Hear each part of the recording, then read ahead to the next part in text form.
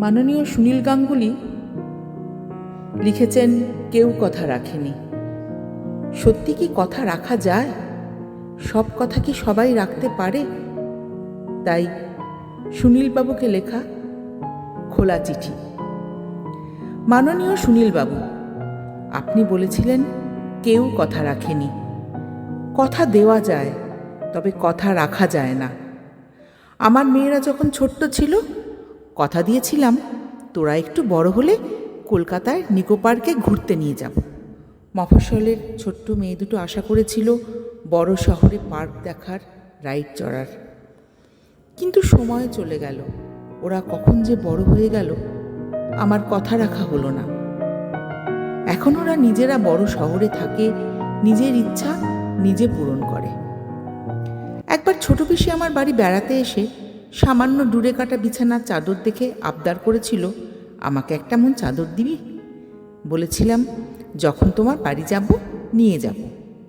পিসির বাড়ি যাওয়া হয়ে ওঠেনি, তাই কথাও রাখা হয়নি। ছোট পিসি চলে গেছেন। সোনা দাদাকে বলেছিলাম আমাদের বাড়ি নিয়ে যাব, মফস্বলের আবহাওয়া শরীরের জন্য ভালো। বড্ড তাড়াতাড়ি চলে গেলেন, আমার কথা রাখা হলো না। ভাই ডাক্তারি ডিগ্রি নেবার সময় বলেছিল, দিদি বাবা মা আর তুই যাবি, আমি ডিগ্রি নিয়ে 4 জন একসাথে ছবি তুলব। আমাদের 4 জনের বেশি ছবি নেই।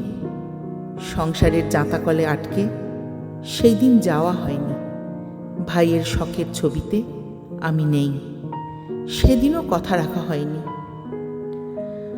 ভালোবাসার ময়ূরপঙ্খীতে চড়ে মনের মানুষকে কথা দিয়েছিলাম, মনের মণিকোঠায় তুমি রইলে। জীবন নদীর জোয়ার ভাটার টানে ময়ূরপঙ্খী কখন যেন বাস্তবের চোরাবালিতে আটকে গেছে। ভেসে গেলাম ডিঙিতে টালমাটাল। ভালোবাসার মণিমুক্ত আজ অযত্নে জীর্ণ।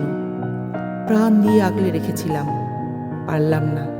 তলিয়ে গেলাম জীবন নদীর অতল জলের গভীরে। শেষ কথাও রাখা হলো না। কবিবর, কথা দেওয়া যায়, রাখা যায় না।